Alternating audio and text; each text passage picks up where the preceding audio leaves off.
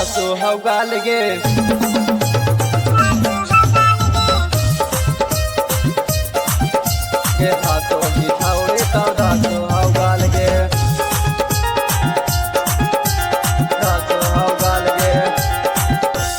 तबाही recording studio Mohanpur Jamui.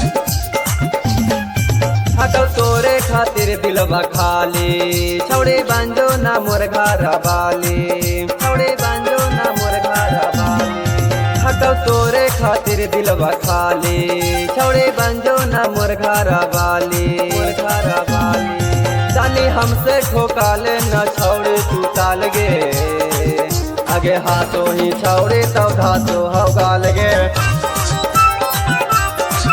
आगे हाथों ही छौड़े तब धासो हव गाल गे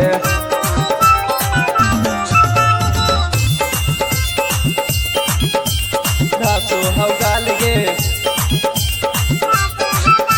मिक्स बाय नीतीश बहुआ। धासो ही छौड़े तब धासो हव गाल गे विनोद राज धासो हव गाल गे आगे तोरा पाबेले हम की न कैलियो माई बाबू के नजर से गिरा लियो माई बाबू के नजर से गिरा लियो आगे तोरा पाबेले हम की न कैलियो माई बाबू के नजर से गिरा लियो आगे तोरा पाबेले हम हियो बेहाल गे आगे हाथों ही छौड़े तब धासो हव गाल गे आगे हाथों ही छौड़े तब धासो हव गाल गे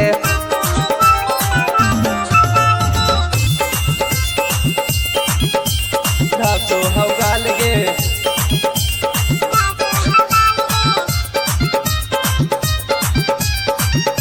हाथों ही छौड़े तब धासो हव गाल गे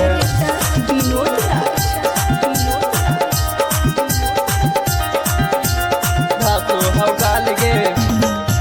आगे मम्मी के कहीं बनै तब दामाद गे लेबौ नहीं तनको दहेज के सामान गे लेबौ नहीं तनको दहेज के सामान आगे मम्मी के कहीं बनै तब दामाद गे लेबौ नहीं तनको दहेज के सामान गे